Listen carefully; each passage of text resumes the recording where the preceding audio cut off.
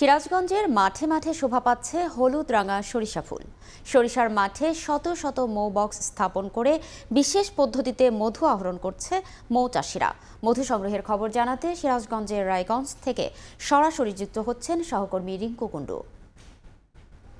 সিরাজগঞ্জের দিগন্তজোড়া মাঠ জুড়ে কিন্তু এখন হলুদের আভা, হলুদ সরিষা ফুলের যে হলুদ আভায় কিন্তু ছেয়ে গেছে সিরাজগঞ্জের মাঠঘাট। এবং এই হলুদ সরিষা ক্ষেতের মাঝে কিন্তু মৌ বক্স স্থাপন করে বিশেষ পদ্ধতিতে মধু আহরণ করছেন মৌ চাষিরা। আমরা যদি একটু দেখাই, আমরা এখন আছি সিরাজগঞ্জের রায়গঞ্জে একটি মৌ খামারে। এখানে সকাল থেকে কিন্তু মৌ চাষিরা তাদের যে বাক্সগুলো রয়েছে, অর্থাৎ যেখানে মৌমাছি এই ফুল থেকে একটু একটু করে মধু সংগ্রহ করে যে বাক্সগুলোতে জমা করে, এবং সেই বাক্সগুলো থেকে 7 দিন পর পর কিন্তু বিশেষ কায়দায় সেই চাকগুলো, অর্থাৎ মৌমাছির চাকগুলো বের করে কিন্তু মধু আহরণ করে, এবং সেই প্রক্রিয়াটি চলছে সকাল থেকে। আমরা দেখছি যে সেই যে চাকটি রয়েছে, অর্থাৎ মৌমাছির যে মধু যেখানে জমা করে সেই চাকটি বের করে বিশেষ পদ্ধতিতে মেশিনের মাধ্যমে ঘুরিয়ে ঘুরিয়ে মধুগুলো উৎপাদন করছে। এবং মোকামেরা যেটি বলছে যে এবার যেহেতু কুয়াশার মাত্রাটা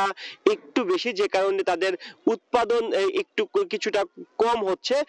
যদি এই কুয়াশা কেটে যায় তাহলে কিন্তু তাদের উৎপাদন আবারও বাড়বে। তবে মোকামেরা যেটি বলছে যে এবার কিন্তু বাজার অনেকটাই ভালো, অর্থাৎ তারা দাম বেশ ভালো পাচ্ছেন।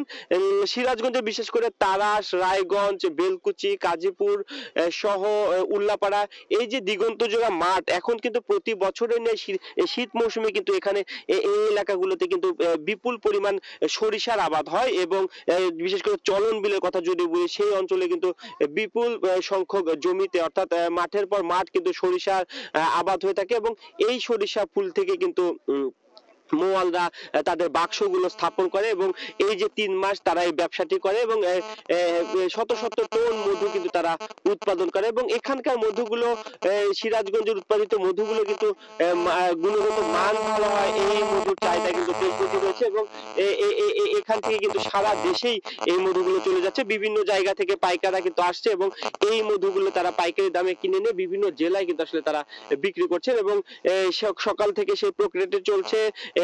এই যে সিরাজগঞ্জের এই যে খামারিরা যেটি বলছে যে সঠিক বাজার ব্যবস্থা গড়ে উঠলে এবং সঠিক মধুর প্রক্রিয়াজাতকরণ কারখানা যদি সিরাজগঞ্জে একটি স্থাপন করা যেত, তাহলে কিন্তু এই যে মধুর যে শিল্প সেটি কিন্তু আরো সম্প্রসারিত হতো।